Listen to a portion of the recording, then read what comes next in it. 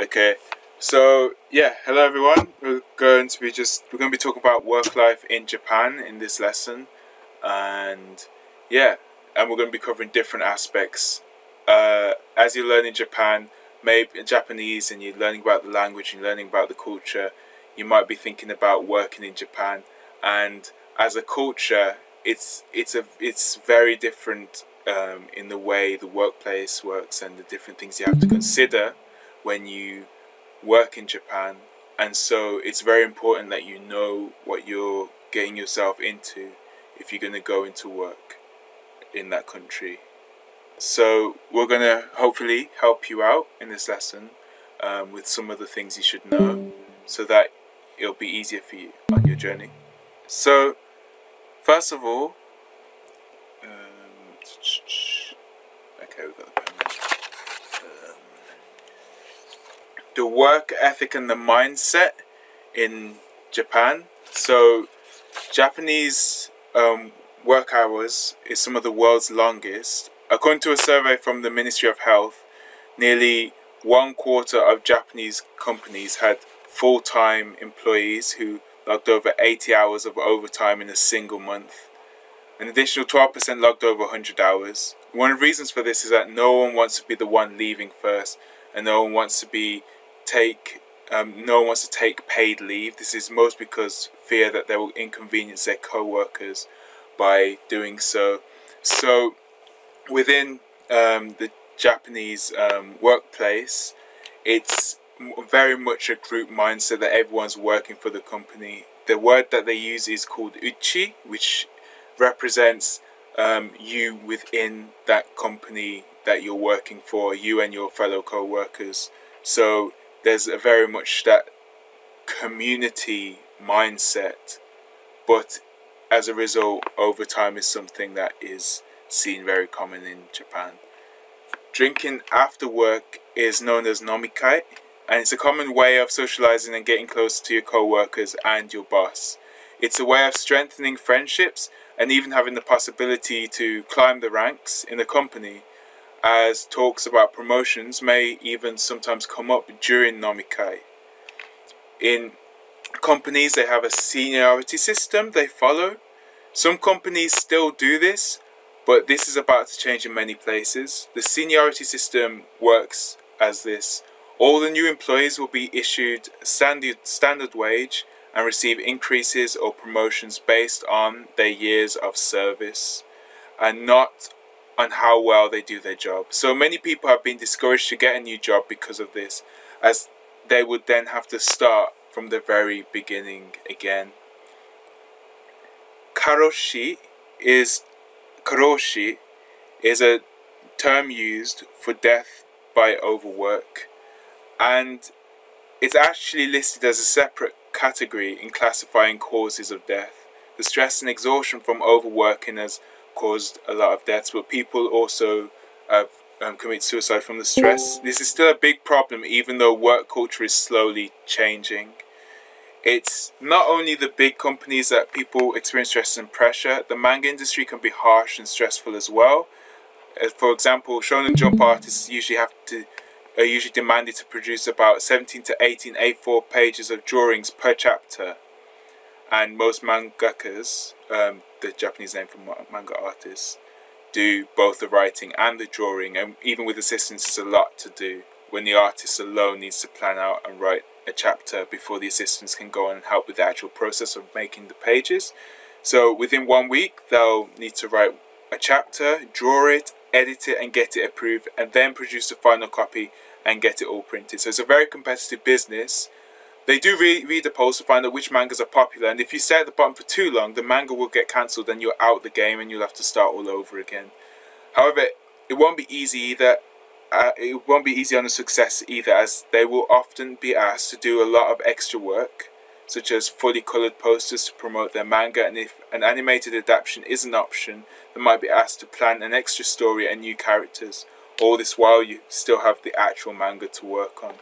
So, as you can see, the Japanese people really pride on hard work and long hours and dedication to their work and what they do, and that is that overall mindset that you have to consider when you're thinking about working in Japan. Timekeeping is something that's very important even before you get to the workplace.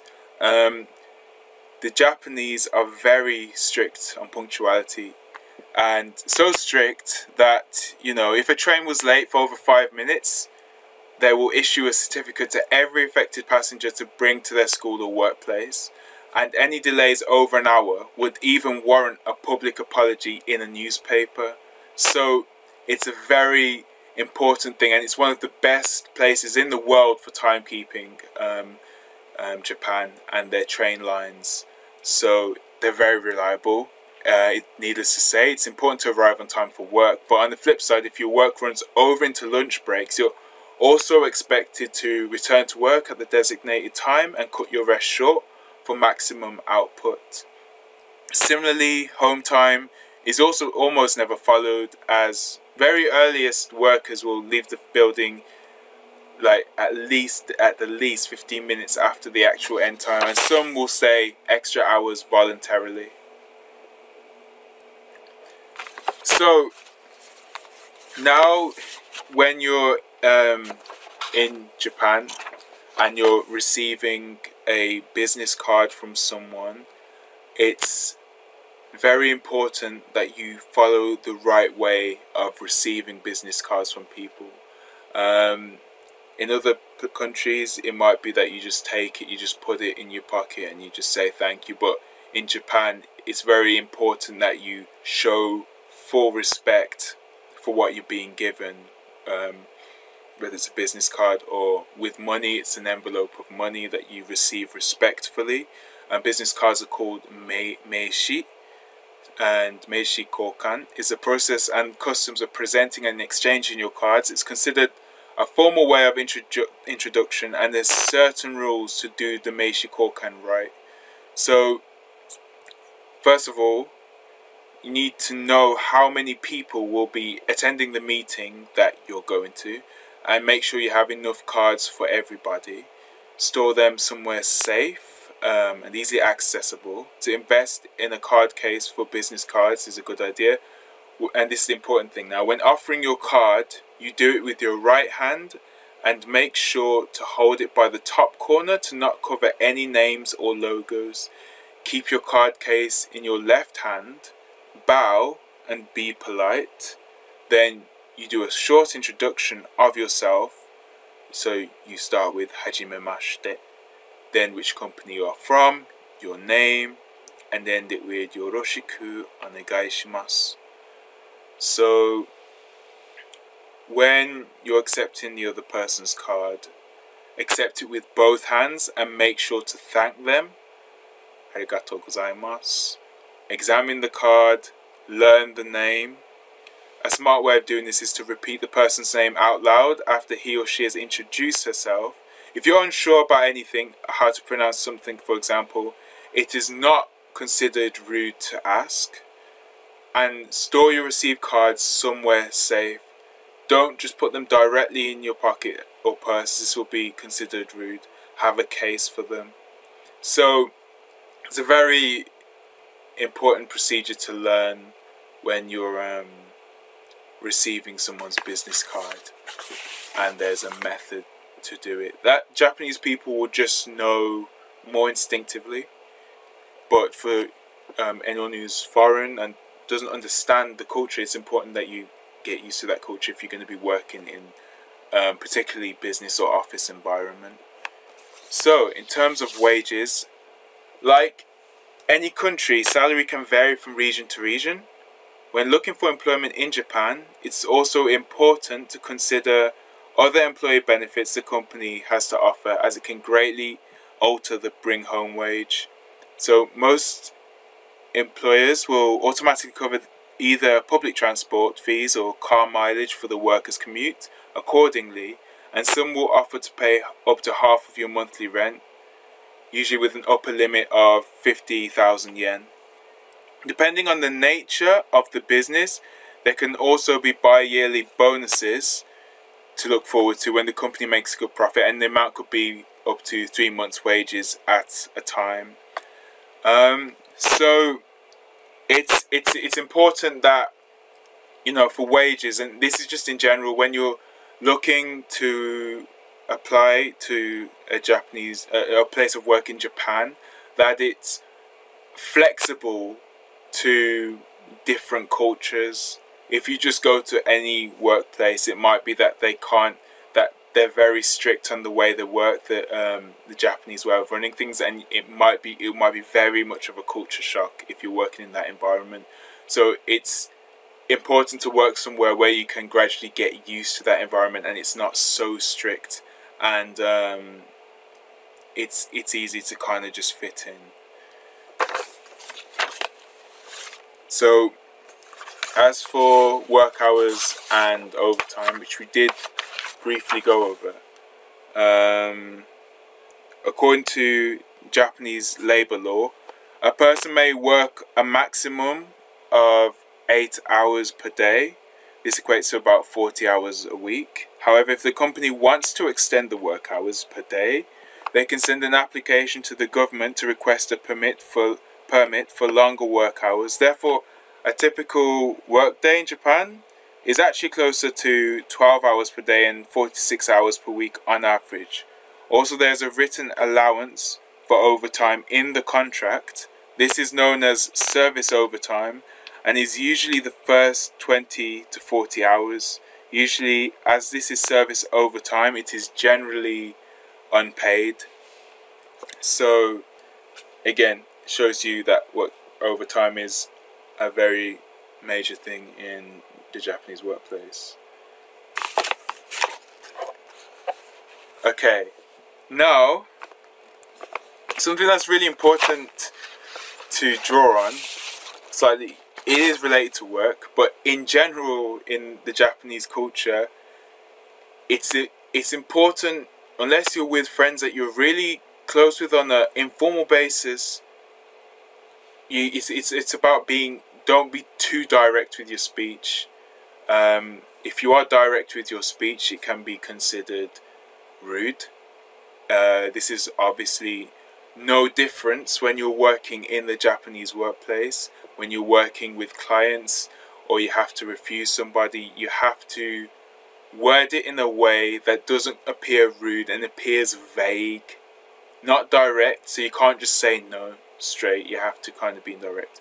So for example, if you're saying oh, someone's offering you some work and you say, oh, you say, you know, I can't, like, 難しいですね. Yeah, it might be difficult.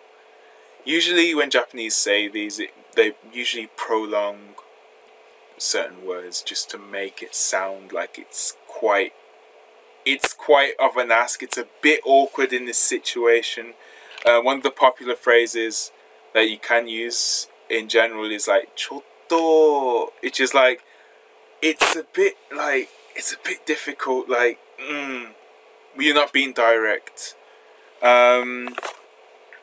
So, you know, the idea is to be ambiguous as possible and never clearly reject an idea. So another one, watashi no te ni amarimasu. So watashi is I, te is my hand, so amarimasu is too much, so is like excess. So my hand is in excess. In other words, this is too much for me.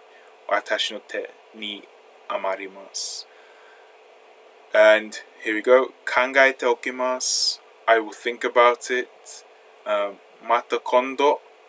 This is like maybe next time. So just some simple phrases to remember. And just in general, when you're practicing speaking Japanese, think about that mindset of not being direct as you're speaking, and this will help you a lot when learning to speak Japanese. Okay, so how to speak politely. So this is going into more grammar stuff. To split it simply, there's 3 ways of formalizing speech. Polite form is just simply using more formal words applicable in many situations in daily life, and the most common use of Japanese when learning or talking to strangers. Humble form uses language which, as its name suggests, implies the speaker, yourself, displays that you're humble to the listener or subject. You would use this when speaking with anyone you respect and see as better than yourself in some way. For example, a teacher or a senpai. An honorific form is one step further up than humble form, which utilizes the language which praises the listener or subject and in turn reach a similar effect of showing respect. You can use this when speaking with your clients or your boss. So underneath you can see a graph. You've got the dictionary form of the word in the far left. So 例えば you got 見る that's to see, 見ます 拝見する and ご覧になる. Goran is quite a popular phrase used in workplace. ご覧でください, like please take a look, that sort of thing. And you've got the same, you can notice like the words actually change completely. You have completely different verbs in humble form and honorific form. And because these to see, to eat, to say, to go, these are quite common words, it's important to remember these. If you're using any other, not all verbs have a completely different version for humble or honorific versions. There's just an attachment that you can add at the end of a word, which is itasu. This can be used like if you're saying arigatou gozaitashimashita. So you say itashimashita at the end of gozaimasu instead of gozaimasu, gozaitashimashita. So that can be used for other words, but with these, because they're quite common, they're actually written completely different. So when you're combining the forms, as for example, we're going to use mita and get more polite. Mita, mimashita. So mita is literally, that's informal. You're going to say that with people that you're quite close with, or someone maybe like another young person outside of a workplace environment that you kind of get to know. Or if you're speaking to someone, say an exchange student who's in the same year as you and they've come to where you're studying and stuff like that, it might be more, you wouldn't expect the strictness of speaking politely. So mita, mimashita, so I saw, it's polite. Haiken shita, which is, you know, I saw, it's even humble. Haiken shimashita, it get even more humble. In haiken shita, it's more humble, but it's not as humble. But then this shimashita, you're adding that mas at the end of haiken, masu. So now it's becoming more polite, humble and polite. And then haiken sasete itakimashita. So this is like very humble. You'll probably notice by now that as you get more polite, you tend to speak more verbose and you speak more words in Japanese. So just understand that. Don't try to literally translate that word bit for bit. Just remember the different structures that you need to be more humble, and just see that as just the longest one, or longer ways of saying a simple verb. Just see that as a way of just memorizing those to be more polite, rather than trying to break it down all the time and see what it means. Okay. Honorifics. So honorifics is a way of addressing someone, but you do not use them when you're talking about yourself. That's an important thing. Honorifics are for other people always, never for yourself. It's weird if you use an honorific for yourself, talking about yourself. And there's multiple honorifics that you can use. They work in a similar way as English, say Mr. or Mrs. or Sir or Miss. However, in Japan is a lot more integrated into the culture. And the first time meeting someone, it's most polite to call person by last name with the right honorific. This is not just in the workplace, this is in general. You will use san. Whenever you're not sure about a honorific to use for a person's name, san is the safest one to use. So if you don't know what to use, san is the safest one. It's the most common honorific use. You've probably all heard about the other ones, sama, chan, and kun. They're all used differently depending on who you're talking to and how much respect you have for the person you're talking to. So we've gone through san. You can use it with anyone you don't know, regardless of gender, age, or social status. Chan is the most familiar honorific. You probably heard it in the anime before, and it's supposedly derived from children who couldn't say san properly. This small mistake was considered cute and stayed in the language, and it's used to refer to a young woman you're close with, children, babies, grandmother, or even an animal you're especially fond of. I've heard it used as well, you know, you can use it for mother. Not really, you wouldn't really use it for father. You wouldn't use it for father, no. Kun is seen as masculine. It's used for teenagers and young men, and it's sometimes used to refer to young women, but only in very specific situations.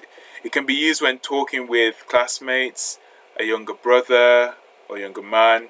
Men only use it with women they are close to, and likewise women will only use it with men that they're kind of close to. So, then sama is probably the most formal and it's very special because the higher version of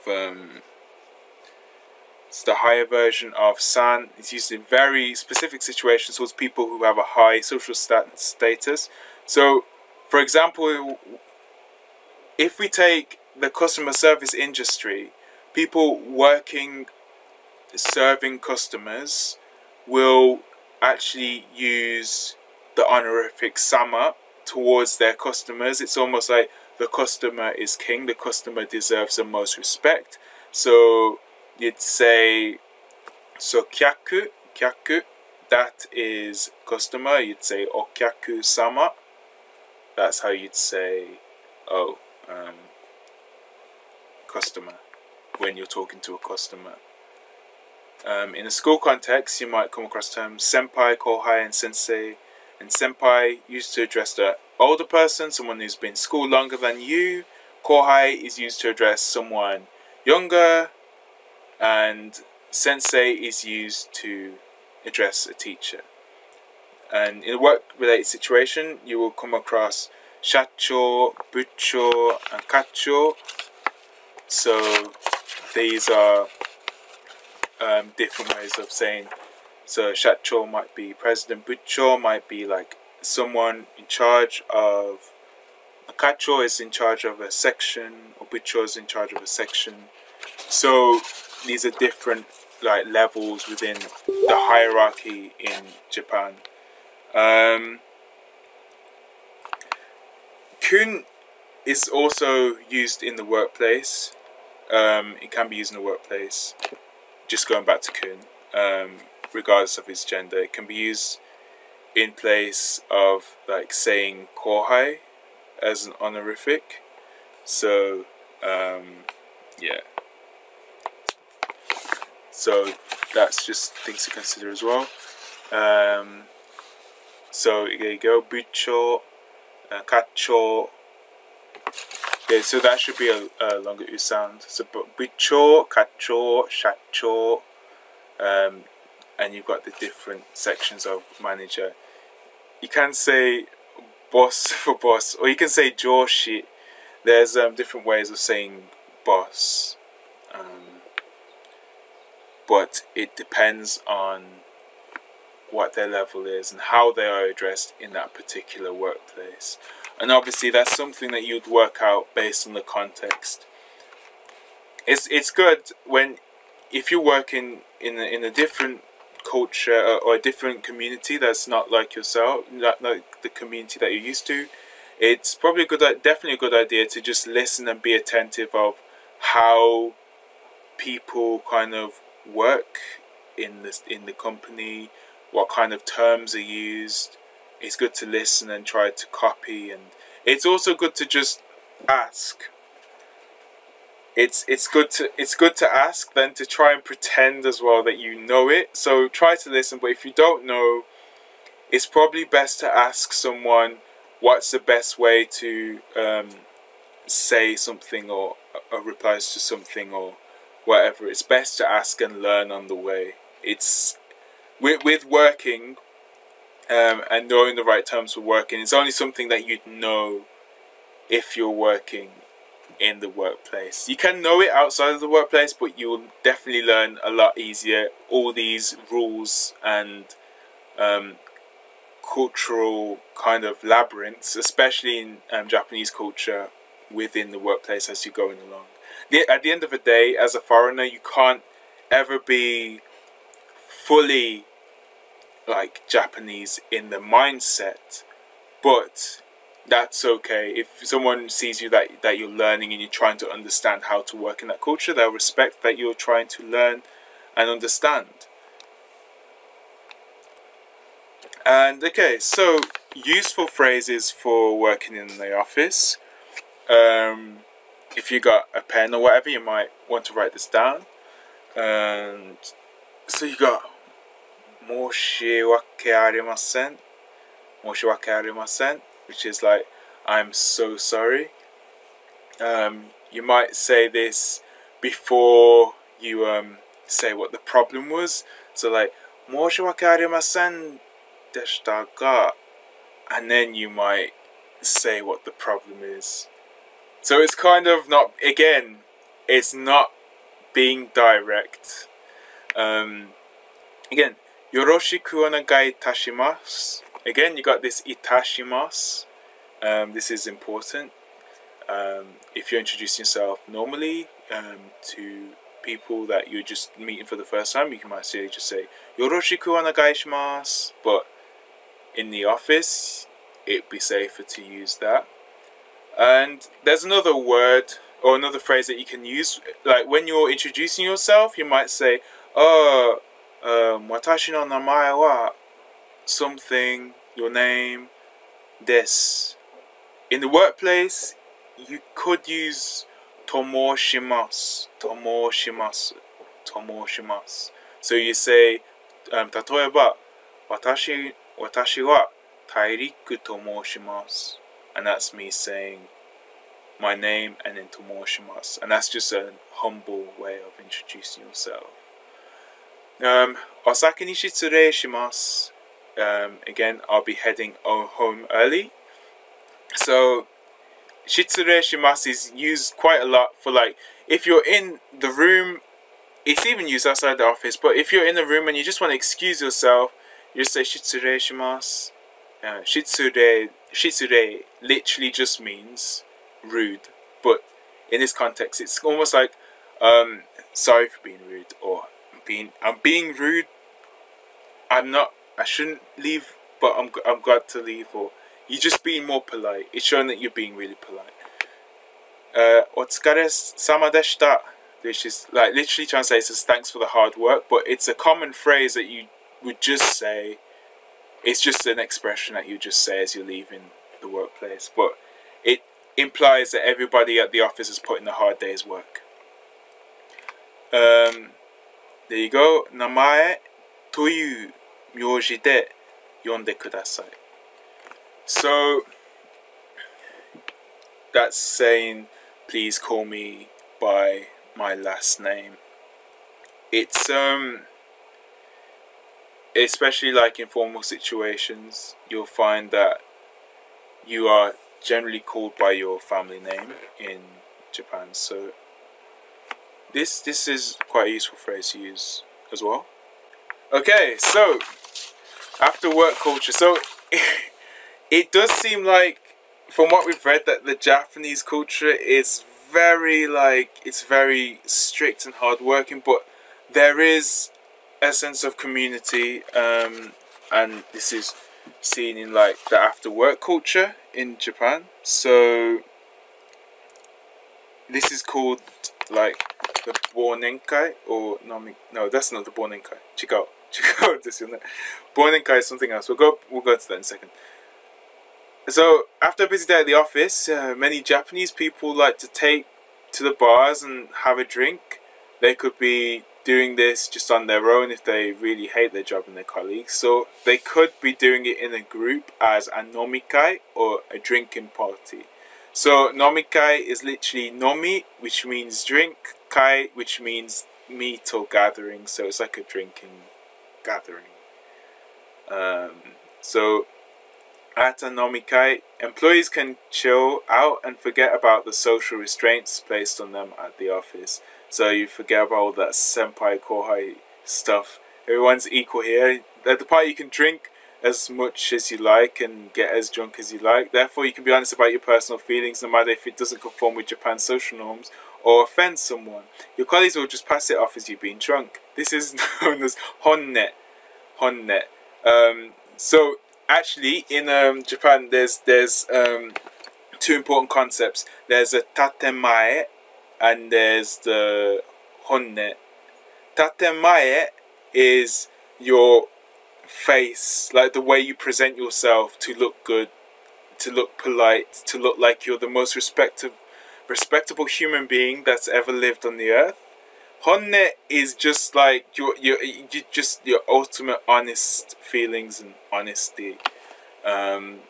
So often there is a nijikai where the night continues and you may go to another place to drink, and the popular place for nijikai is karaoke, to sing and drink the night away.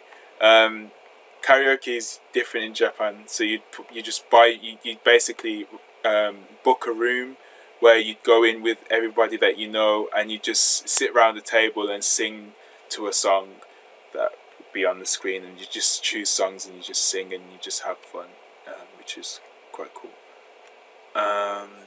So yeah, I'm not sure if it is in Japan, but I know it might be in Japan, or it might be in other cultures near Japan.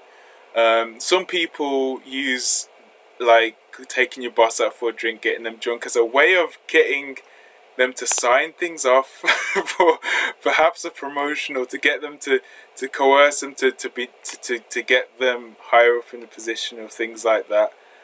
Yeah, that's Japan. It is okay. It is Japan. Yeah. So I mean, yeah. So there is that.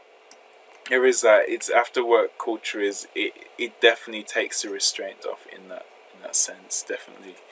I just realized this must be a nice nomikai, because there's a child in this picture. I was just like, is this child also a nomikai, sharing her honne? Get him to work, young. Get him to work. Yeah, just get them into that culture straight away, man. Why not? But so there's also the Bounenkai, which is like a nomikai, but it's held at the end of the year. It's the end of year party that all employees are encouraged to attend, and most really look forward to as well.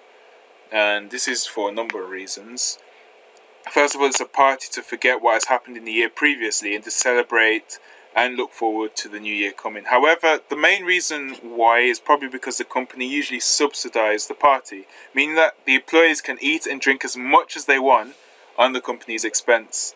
At the party, after the meal, the employees may have the opportunity to showcase some of their hidden talents for the entertainment of the rest of the colleagues. Whether this is a stand-up routine, a magic trick, or even singing the song. There is also a Shinnenkai, which is part much like the Bounenkai, but instead of focusing on the previous year, it's the opportunity to make goals and catch up with colleagues that you've not seen for a while. Again, you can see Shinnenkai is like Shinnen is New Year, so literally New Year's party. Bounenkai, again, look, forgotten year party. So it's like you've forgotten the year that's just gone. Let's just enjoy ourselves. So Yeah, so Alex, if you want to just go through like the pros and the cons of working working in Japan as a foreigner.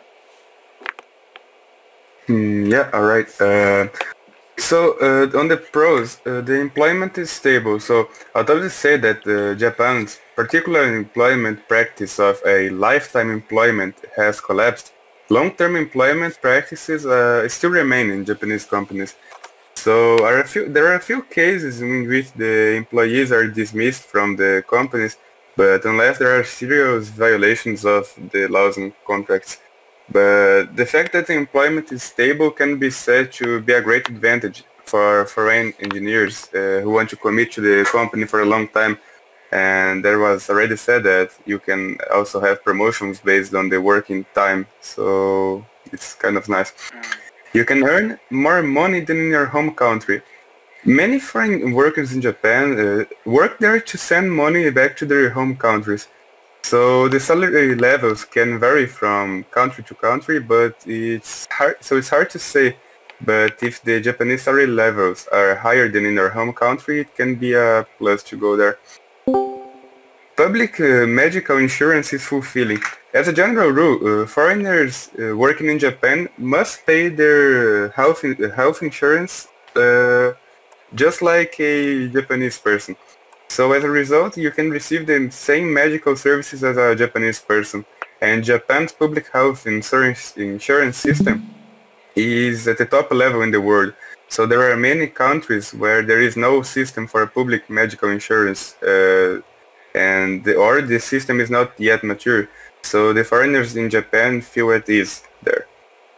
The culture, society, and infrastructure is a increasingly attractive thing for foreigners in the last years because of manga, anime, Japanese food, or traditional crafts there. Many of the foreigners there have the perception of safety or good infrastructure or clean cities, friendly people in Japan. So many people decide to go to Japan to live in their favorite country. The cons. Possible long working hours. For many years, long working hours have become the normal in Japan companies, especially in the IT industry or the manga and anime industry.